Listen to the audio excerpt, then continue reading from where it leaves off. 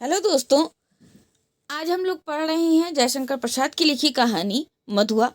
मधुआ कहानी है बच्चों, जिसके अंदर जयशंकर प्रसाद ने मनुष्य के जो भाव हैं उनकी प्रबलता बहुत अच्छी तरीके से दिखाई है।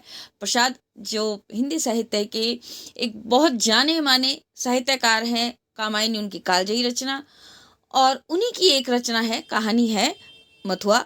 आज के इस वीडियो में मैं आपको एक कहानी पढ़ाऊंगी। इससे संबंधित जिस प्रकार के शॉर्ट क्वेश्चंस बनते हैं वो भी मैं बताऊंगी कि किस तरीके से किसी चैप्टर को पढ़ा जाता है, किसी कहानी को पढ़ा जाता है, उसके अंदर से क्वेश्चन निकाले जाते हैं।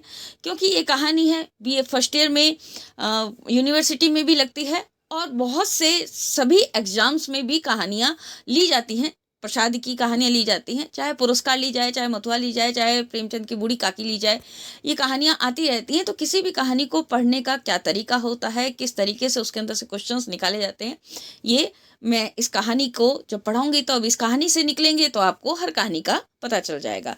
चलिए हम पढ़ना प्रारंभ करते हैं। मधुआ कहानी चरित्र प्रधान कहानी है ये जयशंकर प्रसाद की। आज 7 दिन हो गए, पीने को कौन कहे, छुआ तक नहीं। आज 7वां दिन है सरकार। तुम झूठे हो, अभी तो तुम्हारे कपड़े से महक आ रही है। वह तो कई दिन हुए, 7 दिन के ऊपर कई दिन हुए। अंधेरे में बोतल उड़ेलने लगा था, कपड़े पर गिर जाने से नशा भी ना आया। और आपको कहने का क्या कहूँ, सच मानिए 7 दिन, ठीक 7 दिन से एक बूंद भी नहीं। ठाकुर सरदार सिंह हंसने लगे। यानी कि ठाकुर सरदार सिंह और एक किसी व्यक्ति के, उस व्यक्ति का नाम नहीं बताया गया है अभी तक, लेकिन उस व्यक्ति के बीच में बातचीत चल रही है। तो जब भी कहानी से संदर्भित कोई क्वेश्चन पूछा जाता है तो कोई सेंटेंस दे दिया जाता है कि ये कथन किस व्यक्ति का है। ठीक है, तो यहाँ पर तुम झूठे हो, अभी तो तुम्हारे कपड़े से महक आ रही है, जैसे ये सेंटेंस है। इस सेंटेंस को देखिए, ये सेंटेंस आपको परीक्षा में दे दिया जाएगा और ये पूछा जाएगा कि ये सेंटेंस किस व्यक्ति का है। तो यहाँ पर आएगा ठाकुर सरदार सिंह का। यहाँ पर आंसर क्या आ जाएगा आपके पास में, ठाकुर सरदार सिंह का। ये मैंने आपको एक क्वेश्चन बताया यहाँ पर कि इस तरीके से क्वेश्चन आपसे पेपर में पूछे जाते हैं। ठीक है, अब देखिए आगे। ठाकुर सरदार सिंह हंसने लगे। लखनऊ में लड़का पढ़ता है, ठाकुर साहब भी कभी कभी वहीं आ जाते। उनको कहानी सुनने का चस्का था। खोजने पर यही शराबी मिला। वह रात को, दोपहर में, कभी कभी सवेरे भी आता। अपनी लच्छेदार कहानी सुनाकर ठाकुर साहब का मनोविनोद करता। मनोविनोद मतलब उनका मनोरंजन करता। ठाकुर ने हंसते हुए कहा, तो आज पियोगे ना? झूठ कैसे कहूँ, आज तो जितना मिलेगा सब पीऊंगा। 7 दिन चने चबेने पर बिताए हैं, किस लिए? अद्भुत, 7 दिन पेट काट कर आज अच्छा भोजन न करके तुम्हें पीने की सूझी है, यह भी। सरकार, मौज बहार की एक घड़ी एक लंबे दुखपूर्ण जीवन से अच्छी है। उसकी खुमारी में रूखे दिन काट लिए जा सकते हैं। तो आप लोगों को देखिए, ध्यान रखना है कि कौन सा सेंटेंस कौन व्यक्ति बोल रहा है। ठाकुर सरदार सिंह बोल रहा है, दूसरा व्यक्ति कौन है उसका नाम अभी तक नहीं दिया गया कहानी में, तो इसलिए जब नाम नहीं दिया है तब तक वो क्वेश्चन में नहीं पूछेगा। लेकिन जहाँ पे नाम दे रखा है वहाँ पे जरूर पूछ सकता है कि संवाद किसने किसको कब कहा। ठीक है, तो ये ध्यान रखना है। संबंधित बात चल रही है। एक व्यक्ति जो ठाकुर साहब का मनोरंजन करने के लिए, ठाकुर साहब उसको बुलाते थे अपना मनोरंजन करने के लिए कहानियाँ, क्योंकि वो सुनाता था ठाकुर साहब को, इसलिए। तो उस ठाकुर साहब में और उस व्यक्ति में, ठाकुर साहब का नाम है ठाकुर सरदार सिंह। ठीक है, तो ये ध्यान रखना है आपको। इन दोनों में बातचीत चल रही है, संवाद इन दोनों के बीच में ही है। सरकार, मौज बहार की एक घड़ी एक लंबे दुखपूर्ण जीवन से अच्छी है। उसकी खुमारी में रूखे दिन काट लिए जा सकते हैं। अच्छा, आज दिन भर तुमने क्या क्या किया है? मैंने? अच्छा सुनिए। सवेरे कोहरा पड़ता था, मेरे धुआं से कंबल सा वह भी सूर्य के चारों ओर लिपटा था। हम दोनों मुंह छिपाए पड़े थे। ठाकुर साहब ने हंसकर कहा, अच्छा, तो इस मुंह छिपाने का कोई कारण? 7 दिन से एक बूंद भी गले से न उतरी थी। भला मैं कैसे मुंह दिखा सकता था? और जब 12 बजे धूप निकली तो फिर लाचारी थी। उठा, हाथ मुंह धोने में जो दुख हुआ सरकार, वह क्या कहने की बात है। पास में पैसे भी नहीं बचे थे। चना चबेना से दांत भाग रहे थे, कटकटी लग रही थी। पराठे वाले के यहाँ पहुंचा, धीरे धीरे खाता रहा और अपने को सेकता भी रहा। फिर गोमती किनारे चला गया। घूमते घूमते अंधेरा हो गया, बूंदे पड़ने लगी, तब कहीं भाग के आपके पास आ गया। उसने अपने सुबह से लेकर के दिनचर्या बता दी उस व्यक्ति ने। अच्छा, जो उस दिन तुमने गडरिये वाली कहानी सुनाई थी, जिसमें आसुफदौला ने उसकी लड़की का आंचल भुने हुए भुट्टे के दाने में के बदले मोतियों से भर दिया था, वह क्या सच है? सच? अरे गरीब लड़की भूख से उसे चबाकर थू थू करने लगी, रोने लगी। ऐसी निर्दयी दिल लगी बड़े लोग करके ही बैठते हैं। सुना है श्री रामचंद्र ने भी हनुमान जी से ऐसा ही। ठाकुर साहब ठठाकर हंसने लगे, पेट पकड़कर हंसते हंसते लोटपोट हो गए। सांस बटोरते हुए संभल कर बोले, और बड़प्पन किसे कहते हैं? कंगाल तो कंगाल, गधी लड़की। भला उसने कभी मोती देखे थे? चबाने लगी होगी। मैं सच कहता हूँ, आज तक तुमने जितनी कहानियां सुनाई सब में बड़ी टीस थी। शहजादों के दुखड़े, रंग महल की अभागिने, बेगमों के निष्फल प्रेम, करुण कथा और पीड़ा से भरी हुई कहानियां ही तुम्हें आती हैं। पर ऐसी हंसाने वाली कहानी और सुनाओ तो मैं अपने सामने ही बढ़िया शराब पिला सकता हूँ। ठाकुर साहब उसे शराब का लालच दे रहे थे और उसे कह रहे थे, कोई अच्छी हंसने वाली कहानी सुनाओ जिससे मैं हंसते हंसते लोटपोट हो जाऊं और तुम्हें मैं अपने सामने ही बढ़िया सी शराब पिला सकूं। अब वो व्यक्ति बोलता है, सरकार, बूढ़ों से सने हुए वे नवाबी के सोने से दिन, अमीरों की रंगरेलियां, दुखियों की दर्द भरी आहें, रंग महलों में घुल घुल कर मरने वाली बेगमी अपने आप सिर में चक्कर काटती रहती हैं। मैं उनकी पीड़ा से रोने लगता हूँ। अमीर कंगाल हो जाते हैं, बड़े बड़ों का घमंड चूर होकर धूल में मिल जाते हैं। तब भी दुनिया बड़ी पागल है। मैं उसके पागलपन को भुनाने के लिए शराब पीने लगता हूँ सरकार, नहीं तो यह बुरी बला कौन अपने गले लगाता। ठाकुर साहब ऊँघने लगे थे। अंगीठी में कोयला दहक रहा था। शराबी सर्दी में ठिठुरा जा रहा था। वह हाथ सेंकने लगा। सहसा नींद से चौंक कर ठाकुर साहब ने कहा, अच्छा जाओ, मुझे नींद लग रही है। वह देखो, 1 रुपया पड़ा है, उठा लो, लल्लू को बेचते जाओ। शराबी रुपया उठाकर धीरे से खिसका। लल्लू था ठाकुर साहब का जमादार। देखिए, अब यहाँ पर जो लल्लू आया है उसका नाम ध्यान रखना है आपको। लल्लू था ठाकुर साहब का जमादार। तो यहाँ पर एक क्वेश्चन ये बनता है कि जमादार का नाम क्या था? ठाकुर साहब के जमादार का नाम था, तो यहाँ पर आपको लिखना है लल्लू। ठीक है, ये एक मैंने क्वेश्चन आपको बता दिया इस कहानी से संदर्भित। उसे खोजते हुए जब वह फाटक पर बगल वाली कोठरी में के पास पहुंचा तो सुकुमार कंठ से सिसकने का शब्द सुनाई पड़ा। वह खड़ा होकर के सुनने लगा। सुकुमार मतलब कोमल स्वर में, ठीक है ना। कोमल स्वर में एक कोई रो रहा था, सिसकने का स्वर उसको सुनाई दिया तो वह व्यक्ति खड़ा हो गया। तो सुअर रोता क्यों है? कुंवर साहब ने 2 ही लातें लगाई हैं, कुछ गोली तो नहीं मार दी? कर्कश स्वर से लल्लू बोल रहा था, किंतु उत्तर में सिसकियों के साथ एक आध हिचकी ही सुनाई पड़ जाती। अब और भी कठोरता से लल्लू ने कहा, मधुआ, जा सो रहे, नखरा ना कर, नहीं तो उठूंगा तो खाल उधेड़ दूंगा, समझा ना। तो अब ये देखिए, ये सेंटेंस जो है आपके पास में, ये देखिए, मधुआ जा सो रहे, नखरा ना कर, नहीं तो उठूंगा तो खाल उधेड़ दूंगा, समझा ना। ये किसने कहा था? लल्लू ने कहा था। तो ये ध्यान रखना है आपको। ये सेंटेंस बोल करके या सेंटेंस दे करके आपको बताया जा सकता है, पूछा जा सकता है कि ये सेंटेंस किसने कहा है, कब कहा है। तो जब वो व्यक्ति, या केवल अगर एमसीक्यूज में पूछा जाता है तो यही है कि ये सेंटेंस दे दिया जाएगा, ये कथन दे दिया जाएगा, और ये कथन किसका है? तो इसमें आएगा लल्लू का। ठीक है, तो ये ध्यान रखना है आपको। आगे चलते हैं। शराबी चुपचाप सुन रहा था। यहाँ पर इस व्यक्ति का नाम कुछ भी नहीं दे रखा है, उस शराबी का ही है, ठीक है ना। शराबी चुपचाप सुन रहा था। बालक की सिसकी और बढ़ने लगी। फिर उसे सुनाई पड़ा, ले अब भागता है कि नहीं, क्यों मार खाने पर तुला है। भयभीत बालक बाहर चला आ रहा था। शराबी ने उसके छोटे से सुंदर गोरे मुंह को देखा। आंसू की बूंदें ढलक रही थी। बड़े दुलार से उसका मुंह पहुंचते हुए उसे लेकर वह फाटक के बाहर चला आया। 10 बज रहे थे। कड़ाके की सर्दी थी। दोनों चुपचाप चलने लगे। शराबी की अभी वह एक तंग गली पर रुका ही था कि बालक के फिर से सिसकने की आहट आने लगी। वह झिड़क कर बोल उठा, अब क्यों रोता है रे छोकरे? मैंने दिन भर से कुछ खाया नहीं। कुछ खाया नहीं? इतने बड़े अमीर के यहाँ रहता है और दिन भर तुझे खाने को नहीं मिला? यही कहने को तो मैं गया था जमादार के पास। मार तो रोज ही खाता हूँ, आज तो खाना ही नहीं मिला। कुंवर साहब का ओवरकोट लिए खेत में दिन भर साथ रहा। 7 बजे लौटा तो और भी 9 बजे तक कुछ काम करना पड़ा। आटा रख नहीं सका था, रोटी बनती तो कैसे? जमादार से कहने गया था। भूख की बात कहते कहते बालक के ऊपर उसकी दीनता और भूख ने एक साथ ही जैसे आक्रमण कर दिया हो। वह फिर से हिचकियां लेने लगा। वो बालक जो अपनी बता रहा था कि मैं आज सुबह से भूखा हूँ, आज तो मुझे खाना भी नहीं मिला। मैं रोजाना मार तो खाता हूँ, लेकिन मार के साथ मुझे खाना तो मिल जाता है, लेकिन आज तो मुझे खाना भी नहीं मिला। और ये कहते कहते वो रोने लगा। शराबी उसका हाथ पकड़कर घसीटता हुआ गली में ले चला। एक गंदी कोठरी का दरवाजा ढकेलकर बालक को लिए हुए वह भीतर पहुंचा। टटोलते हुए सलाई से मिट्टी की ढेबरी जलाकर वह फटे कंबल के नीचे से कुछ खोजने लगा। एक पराठे का टुकड़ा मिला। शराबी उसे बालक के हाथ में देकर बोला, तब तक तू इसे चबा, मैं तेरा घड़ा भरने के लिए कुछ और ले आऊं। सुनता है रे छोकरे? रोना मत, रोएगा तो खूब पीटूंगा।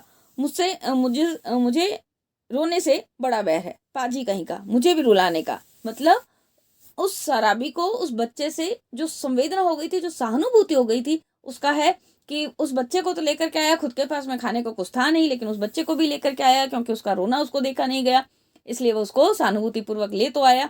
उसके पास में उसको एक पराठे का टुकड़ा दे दिया जो कंबल के नीचे से निकला था, और उसको बोला कि अभी मैं तेरे लिए कुछ और खाने के लिए लेकर आता हूँ, घड़ा भरने के लिए, मतलब पेट भरने के लिए। यहाँ पर जो है ना, यहाँ पर देखा है, मैं तेरा घड़ा भरने के लिए कुछ और लेकर आता हूँ, तो यहाँ पर यह आता है कि मतलब तेरा पेट भरने के लिए, ठीक है। अब देखिए, शराबी गली के बाहर भागा, उसके हाथ में 1 रुपया था, बाहर आने का एक देसी अद्धा और 2 आने की चाय, 2 आने की पकौड़ी, नहीं नहीं आलू मटर, अच्छा न सही 4 आने का मासी ले लूंगा, पर यह छोकरा, इसका घड़ा भी तो जो भरना है, वह कितना खाएगा और क्या खाएगा। ओहो, आज तक तो कभी मैंने दूसरों के खाने का सोच विचार भी नहीं किया। तो क्या ले चलूं, पहले एक अद्धा तो ले लूं अपने पीने के लिए, शराब के लिए, ठीक है। इतना सोचते सोचते उसकी आंखों पर बिजली के प्रकाश की झलक पड़ी। उसने अपने को मिठाई की दुकान पर खड़ा पाया। वह शराब का अद्धा लेना भूलकर मिठाई पूरी खरीदने लगा, नमकीन लेना भी न भूला। पूरा 1 रुपए का सामान लेकर वह दुकान से हटा, जल्द पहुंचने के लिए एक तरह से दौड़ने लगा। अपनी कोठरी में पहुंचकर उसने दोनों की पांत बालक के सामने सजा दी। उनकी सुगंध से बालक के गले में एक तरावट पहुंची, वह मुस्कुराने लगा।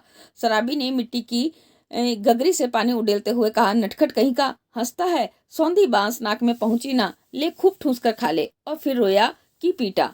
दोनों ने बहुत दिन तक मिलने वाली 2 मित्रों की तरह बैठकर भरपेट खाया। सीली जगह में सोते हुए बालक ने शराबी का पुराना बड़ा कोट ओढ़ लिया था। जब उसे नींद आ गई तो शराबी भी कंबल तानकर बड़बड़ाने लगा। सोचा था आज 7 दिन पर भरपेट पीकर सोऊंगा, लेकिन यह छोटा सा रोना पाजी न जाने कहां से आधम का। एक चिंतापूर्ण आलोक में आज पहले पहल शराबी ने आंख खोलकर कोठरी में बिखरी हुई दारिद्र्य की विभूति को देखा।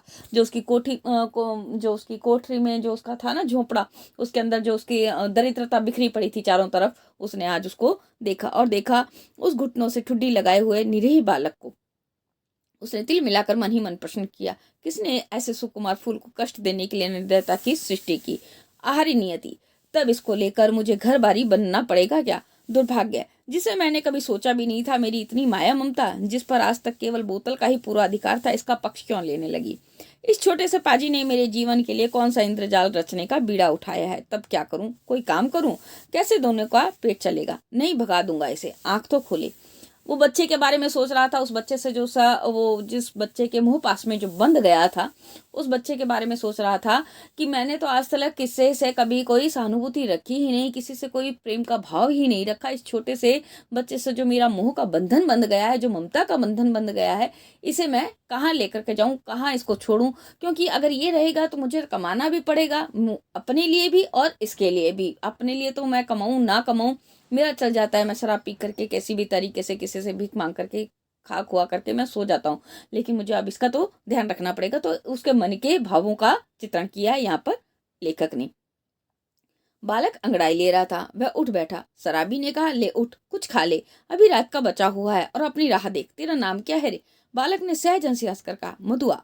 भला हाथ मुंह भी ना धोऊं, खाने लगूं, और जाऊंगा कहाँ। आह, कहाँ बताऊं, इसे की चला जाए, कह दूं कि भाड़ में जा। किंतु वह आज तक दुख की भट्टी में जलता ही रहा है, तो वह चुपचाप घर से झल्लाकर सोचता हुआ निकला, ले पाजी, अब यहाँ लौटूंगा ही नहीं, तू ही कोठरी में रह। शराबी घर से निकला। गोमती किनारे पहुंचकर उसे स्मरण हुआ कि वह कितनी ही बातें सोचता आ रहा था, पर कुछ भी ना सोच सका। हाथ मुंह धोने लगा।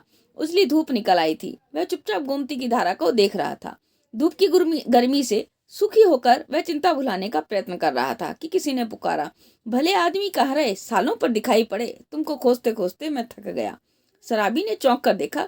वह कोई जान पहचान का तो मालूम होता था, पर कौन है ये ठीक ठाक से जानना पड़ा। उसने फिर देखा, तुम ही से कह रहे हैं, सुनते हो, उठा ले जाओ अपनी सान धरने की शकल, नहीं तो सड़क पर फेंक दूंगा। एक ही तो कोठरी, जिसका मैं 2 रुपये किराया देता हूँ, उसमें क्या मुझे अपना कुछ रखने के लिए नहीं है। ओह राम जी, तुम हो भाई, मैं भूल गया था, तो चलो आज ही उसे उठा लाता हूँ। कहते हुए शराबी ने सोचा, अच्छी रही, उसी को बेचकर कुछ दिनों तक काम चलता रहेगा। ठीक है, तो शराबी अपने ही आप बात कर रहा है। गुमती नहाकर राम जी पास ही अपने घर पर पहुंचा। शराबी की कल देते हुए उसने कहा, ले जाओ, किसी तरह मेरा इससे पिंड छूटे। बहुत दिनों पर आज उसको कल ढूंढना पड़ा। किसी तरह अपनी कोठरी में पहुंचकर उसने देखा कि बालक बैठा है। बड़बड़ाते हुए उसने पूछा, क्यों रे, तूने कुछ खा लिया कि नहीं। भरपेट खा चुका हूँ, और वह देखो तुम्हारे लिए भी रख दिया है। कहकर उसने अपनी स्वाभाविक मधुर हंसी से उस रूखी कोठरी को तर तर कर दिया। शराबी एक क्षण चुप भर रहा, फिर चुपचाप जलपान करने लगा। मन ही मन सोच रहा था, यह भाग्य का संकेत नहीं तो और क्या है। चलूं फिर सान देने का काम चलता करूं, दोनों का पेट भरेगा। वही पुराना चरखा फिर सिर पड़ा। नहीं तो दो बातें किस्सा कहानी इधर उधर की कहकर अपना काम चला ही लेता था। अब जो शराबी था वो काम करने लगा, काम करके थोड़ा सा रुपया कमाने लगा। तो वो कहता है कि चलो मैं जा करके काम कर लेता हूँ, नहीं तो फिर मेरा तो पहले तो काम ऐसे ही चल जाता था, मैं कहानियां सुना करके कुछ ना कुछ कमा लेता था और उसे शराब पी करके चबना चबेना करके मैं अपना काम चला लेता था। लेकिन अब तो ये बच्चा है तो इसका भी मुझे पालन पोषण करना है, इसलिए वो कहता है कि चलो मैं अपना वापस काम शुरू करता हूँ, चरखा चलाने का, सान करने का, सान काटने का। नहीं तो दो बातें किस्सा कहानी इधर उधर की कहकर अपना काम चला ही लेता था। पर अब तो बिना कुछ किए घर का नहीं चलने का। जल पीकर बोला, क्यों रे मधुआ, अब तू कहाँ जाएगा? कहीं नहीं। यह लो तो फिर क्या यहाँ जमा गड़ी है कि मैं खोद खोद कर तुझे मिठाई खिलाता रहूंगा? तब कोई काम करना चाहिए, करेगा जो कहो। अच्छा तो आज मेरे साथ साथ घूमना पड़ेगा। यह कल तेरे लिए लेकर आया हूँ, चल आज से तुझे सान देना सिखाऊंगा। कहाँ इसका कुछ ठीक नहीं, पेड़ के नीचे रात बिता सकेगा ना।